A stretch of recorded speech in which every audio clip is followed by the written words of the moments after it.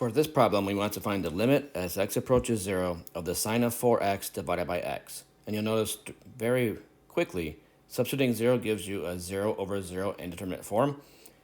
So once again, we have to do a little bit of manipulation to find this limit. The first thing I'm going to do is notice that I've got the sine of 4x divided by x. And if I can have a 4x down below, then those arguments will match. So what I'm going to do is I'm going to multiply the top and bottom of this function by a 4 over a 4. So I'm going to get 4 over 4. We now go ahead and we manipulate. This is the limit as x goes to 0 of 4 times the sine of 4x divided by 4x. We can now use the limit laws to factor out that constant 4 and bring that out front. So we're going to factor and bring that out. It's going to give us the limit. Actually, it's going to give us 4 times the limit as x approaches 0 of now the sine of 4x divided by 4x. And there's different styles for handling the rest of this problem.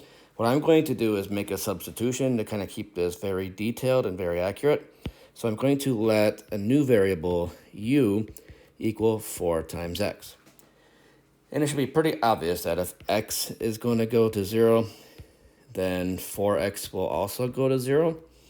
So therefore, our u is going to go to 0 as well. So this is equal to 4 times the limit now, as our new variable u goes to 0, of the sine of u divided by u.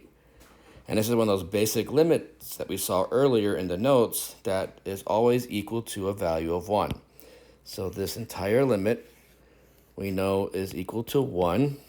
And so this limit is going to be 4 times that 1, or simply 4.